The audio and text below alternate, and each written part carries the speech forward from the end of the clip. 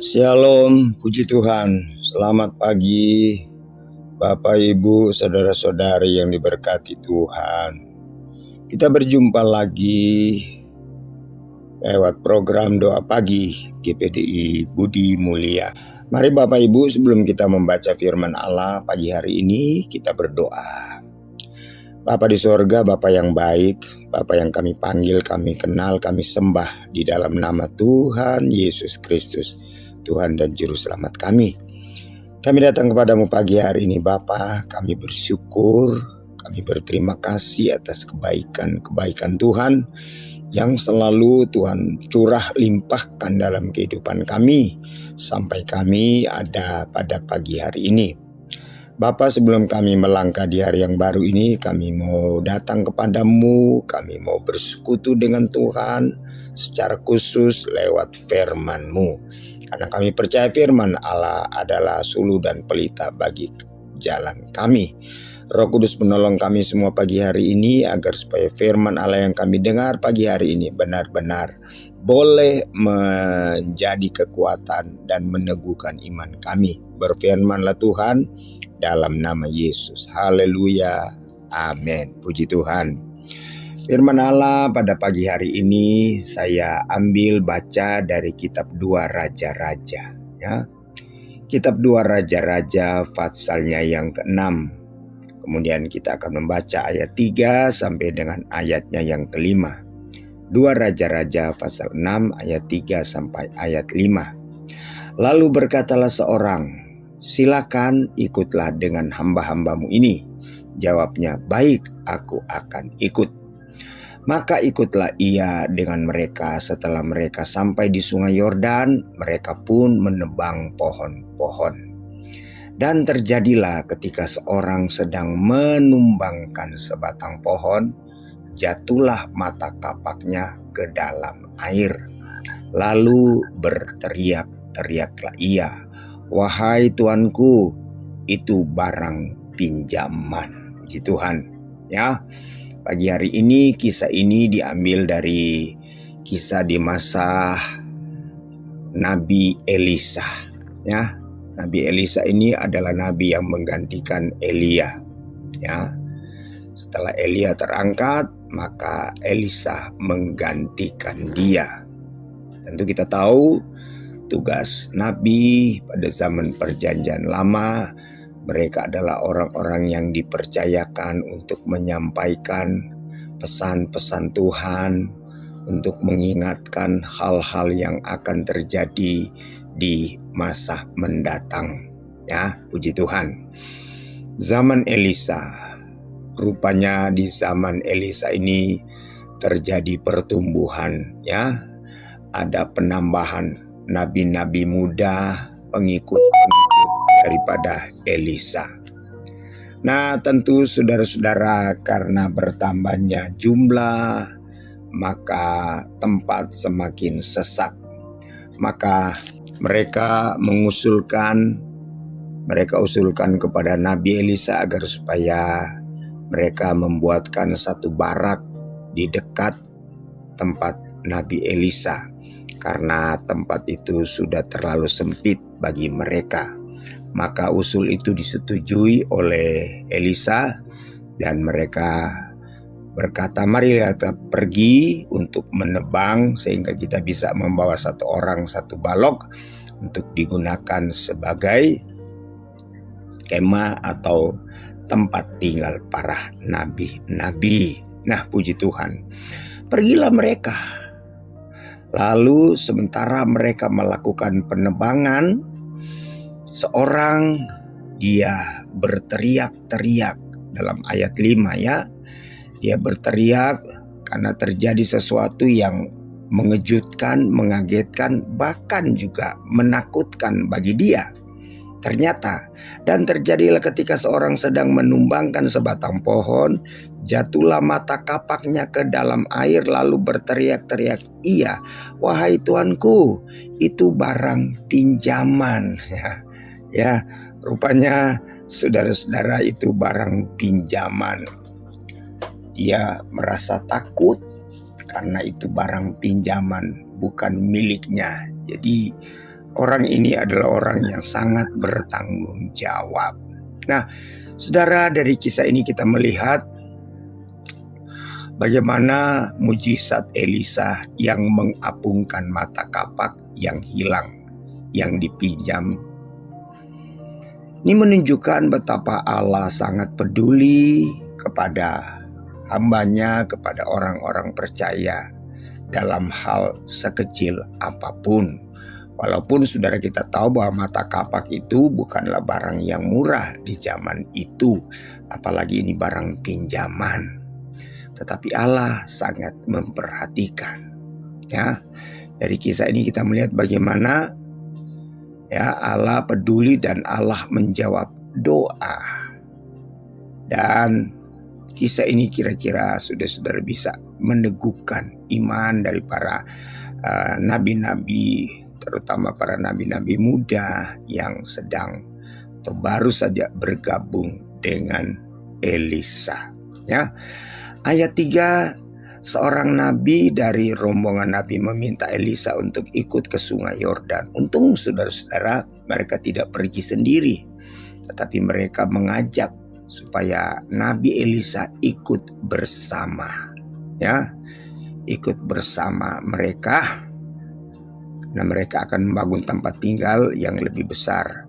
Ini menunjukkan ada rasa hormat pada Elisa sebagai pemimpin. Jadi mereka sangat menghargai Elisa sehingga mereka mengajak Elisa. Nah, saudara, dalam ayat 4 dan 5 ini kita melihat sementara mereka menebang pohon mata kapak besi, ya, mahal dan dipinjam, jatuh ke sungai. Nabi itu panik, nabi muda ini panik karena kehilangan barang pinjaman. Elisa kemudian memotong sebatang kayu dan melemparkannya ke tempat kapak jatuh, lalu mata kapak itu mengapung. Elisa katakan, di mana kapak itu jatuh? Mereka menunjuk di tempat di mana kapak itu jatuh. Kita tahu saudara, kapak itu terbuat dari besi, dari logam, dan ada gagang sebagai pegangan itu terbuat dari kayu. Kedua benda ini yang berbeda unsurnya itu saling membutuhkan. Mata kapak tidak akan bisa digunakan tanpa adanya gagang atau pegangan yang terbuat dari kayu. Demikian kayu pun itu tidak akan berarti apa-apa, tidak akan dapat menebang pohon kalau tidak ada mata kapak. Ya, jadi mata kapak ini dan kayu ini tidak dapat dipisahkan. Ya, tidak dapat dipisahkan.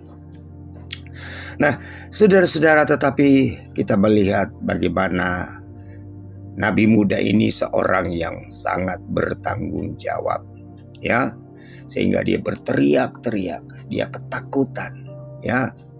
Ini adalah bentuk rasa tanggung jawab dia terhadap barang pinjaman, ya.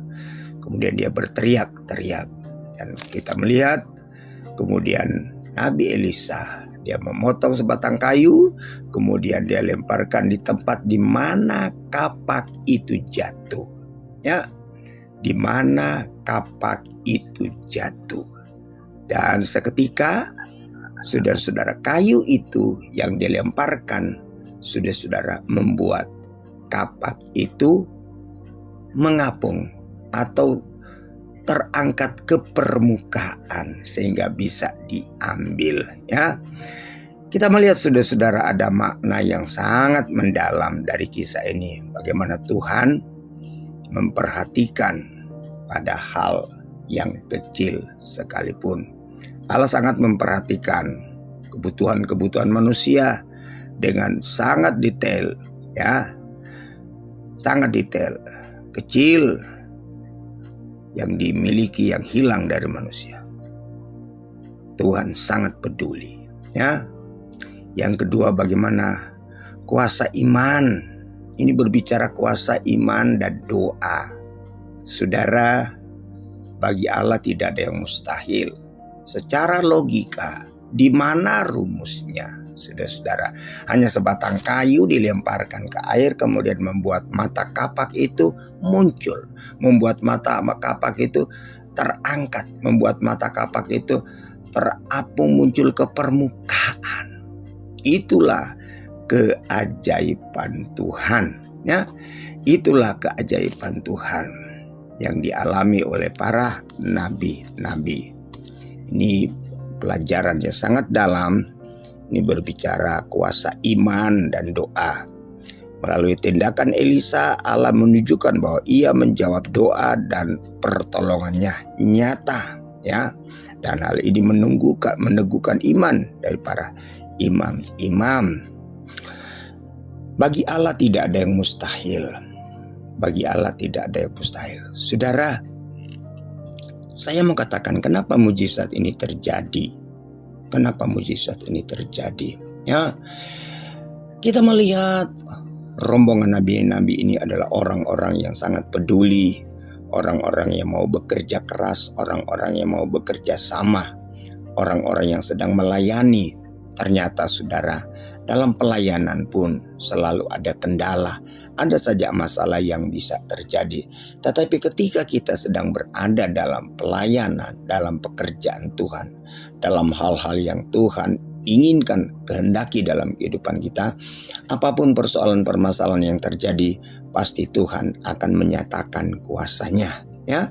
Pasti Tuhan akan menyatakan kuasanya. Secara manusia, secara logika, mungkin ini mustahil.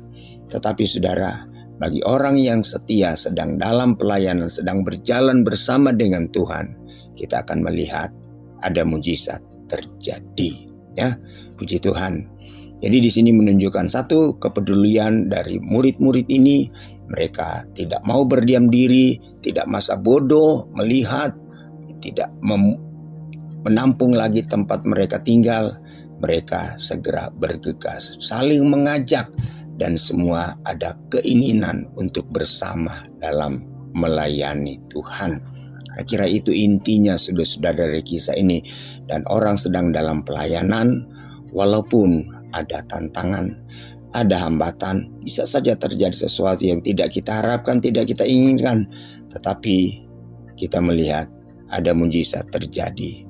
Ada pertolongan Tuhan, ada keajaiban Tuhan ketika kita sedang melakukan pekerjaan Tuhan. Kita sedang melayani, ada kendala pasti, tapi Tuhan bersama.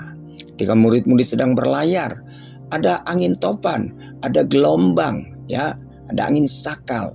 Tetapi hal itu tidak akan menenggelamkan mereka karena mereka bersama dengan Yesus. Bersama dengan Yesus kita dapat melakukan perkara-perkara yang besar, perkara-perkara yang ajaib.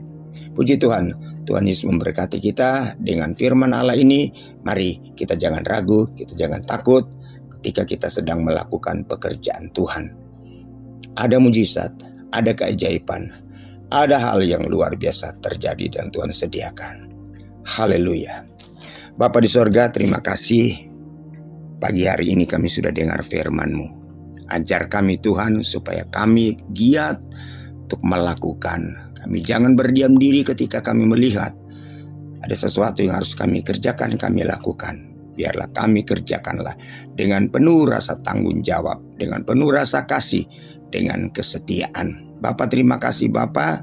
Kami tidak tahu apa yang akan terjadi dalam kehidupan kami di hari ini dan besok dan seterusnya. Tapi kami percaya ketika kami bersama dengan Tuhan, berjalan dengan Tuhan, kami akan melihat pertolongan Tuhan. Kami akan melihat mujizat, keajaiban-keajaiban terjadi. Sebab bagi Allah tidak ada yang mustahil. Terima kasih Tuhan, tanamkan, meteraikan firman-Mu dalam setiap kehidupan kami semua Bapa. Terpuji-pujilah nama Tuhan. Kami masuk di hari yang baru ini, kami menyerahkan semuanya aktivitas kami dalam tangan-Mu. Dalam nama Tuhan Yesus Kristus. Haleluya. Amin, amin. Puji Tuhan. Ya, selamat pagi semuanya. Tuhan Yesus memberkati. Amin.